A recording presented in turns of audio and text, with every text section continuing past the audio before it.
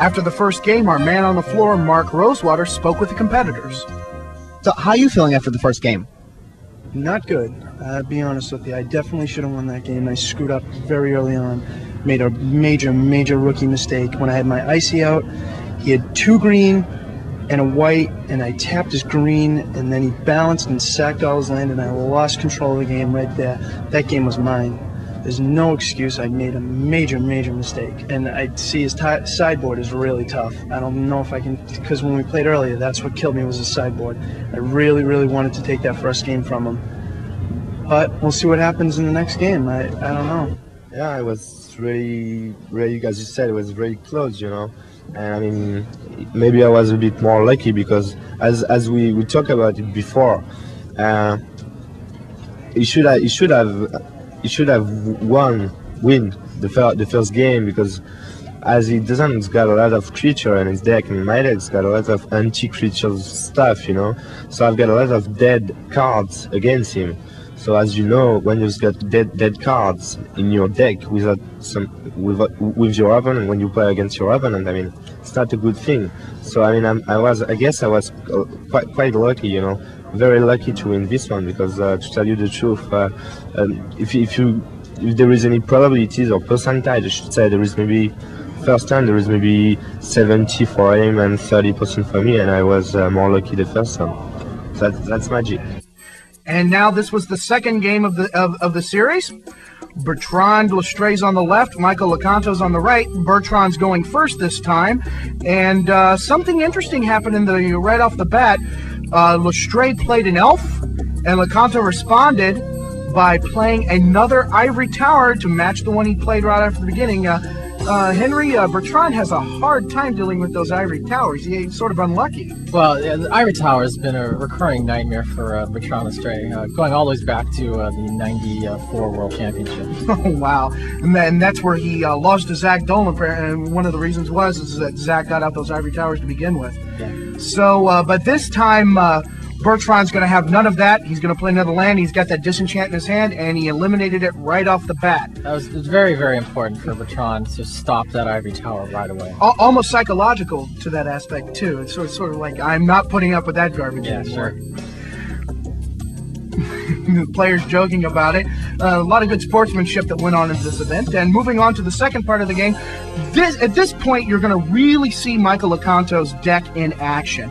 Notice, for example, that Bertrand has an Urnum Djinn and an Autumn Willow in his hand. He's already got an elf in play, too. Now, correct me if I get wrong here, Henry, but Lestre's strategy is to pound him with creatures, while Lecanto's is to merely hold off the creature attack, right? Well, what Lestre wants to do is he wants to get out a sizable creature, either an Urnum, a Sarah, an Autumn Willow, and then blow up all the lands, so you have no way of stopping them. Right.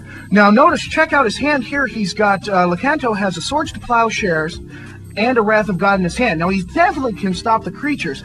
The trick here is Lecanto plays it in this order. He uses the Sword of Plowshares to take out the Urnum Djinn, and then later when Lestre plays the Autumn Willow, he uses Wrath of God. Why did he do it in that order? Well, you know, the amazing part is Lecanto really has no idea exactly what Bertrand has in his hand. I mean, it might make sense for most players to think, well, you can get out 2 creatures, why not go ahead and use the Wrath of God right now? But Lecanto knows that Lestre plays with the Autumn Willow. Right. The Autumn Willow is really one of the scariest cards in Lestre's deck for Lecanto to deal with. Lecanto can only cast Wrath of God or counterspell the Autumn Willow on its way out. Once it's out there, he can't use an Icy to tap it. He can't use Serrated Arrows to make it smaller. He can't use the Swords of Plowshares on the Autumn Willow. Wow. And especially at this point in the game, you've already seen the Swords of Plowshares eliminate the Urnum Djinn.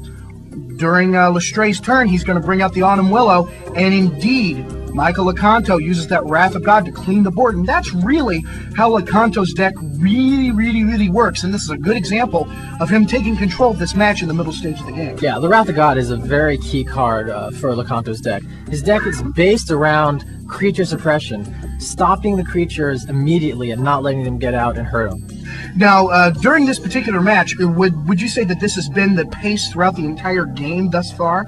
That Lestre tries to bring something out Lecanto shuts him down. Lestray tries to bring something out. Lecanto shuts him down. Yeah, it seemed like Lecanto had an answer for all of Lestray's moves in the second game. You can almost see he hasn't even played the card, but Lestray knows here comes that Wrath of God. Yeah, and there's an important card advantage that you gain also from the Wrath of God. Right now, we're moving into the final stage of the game. Now, this is sort of mirrors what we saw in the first game. Both sides are developed, but this time Lecanto has his cards in play, is not under the gun, but this time Lestray is. His library is running out. Now, does he have it? Yeah, he's got the Sylvan Library in play. Your thoughts about this game thus far? Well, also, he has the Armageddon in his hand, but he doesn't have the creature out yet to cast it. So the object here is he's gonna try and get out that creature, right? Exactly. He needs to get out the creatures, and then once he had the creature out, he needed to cast Armageddon. But notice that Lecanto is very well set up. He has an Icy Manipulator, which he can use to hold off at least one creature. He has a Mishra's Factory and the Hollowed Ground, and he can use the Hollowed Ground, like we explained in the introduction, to use the Mishra's Factory as a Blinking Spirit. Right.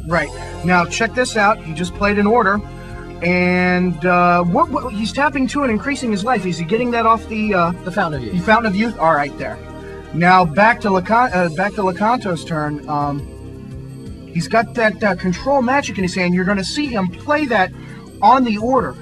Is that also a part of his strategy too? If he can't destroy him, he'll control him? Again, it's just another anti-creature card. He's got the 4 swords, he's got the control magics, and extra control magics in the sideboard. He has the Wrath of Gods and the Ices. The whole deck is really set up to stop the creatures. Okay, now this is kind of interesting too.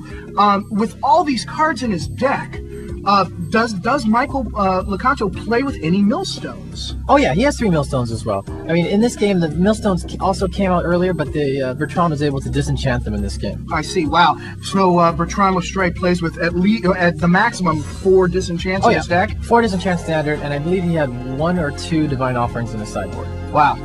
Also, to check out Lestray's Black Vice there.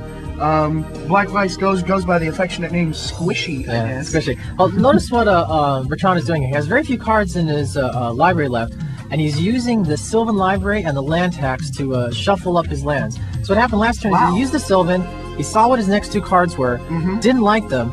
He has less land than Lecanto does, so he was able to use the land tax purely just to shuffle up his library. He doesn't have any more basic land left. He just used it to shuffle his library so he would get 3 new cards. Wow. Interesting strategy indeed. Apparently, Bertrand Lestray is a little bit disgusted about what's going on right now. Things are definitely not going his way. Well, it is actually very close. He's able here to disenchant the control magic. He does get back the order. He gets back the order. He had the Urnum in his hand. I mean, it's really fairly close to the last game. The only difference is in this game, Lecanto is well set up with all that land in play.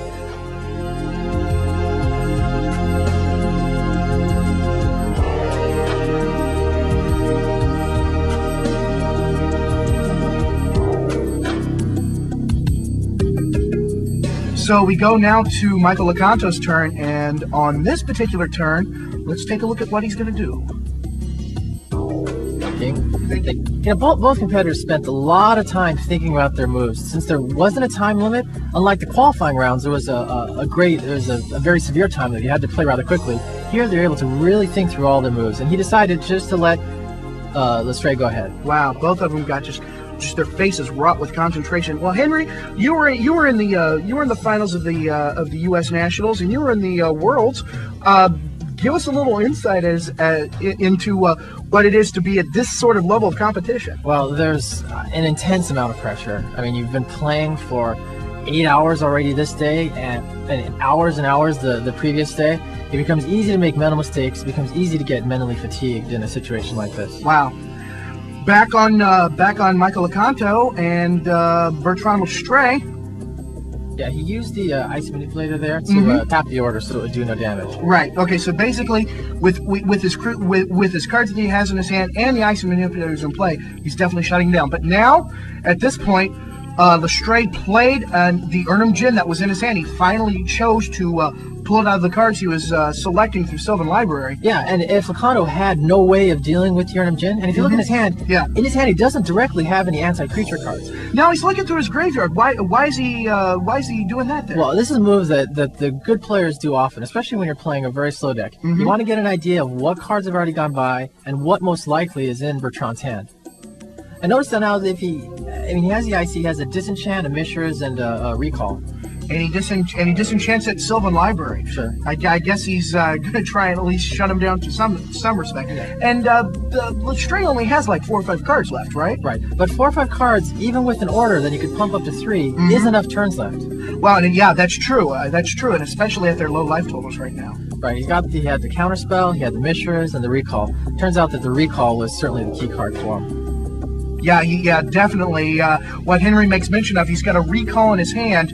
At this point in the game, it can go either way, but when Michael Lecanto uses that Recall to shove off one of the cards in his hand, he draws into his hand from his graveyard Balance. And we all know how deadly Balance can be, especially in this stage of the game. Yeah, Balance, once again, Balance is certainly the most powerful Type 2 card left in the game, and being able to cast it twice in one game, certainly an advantage for Lecanto.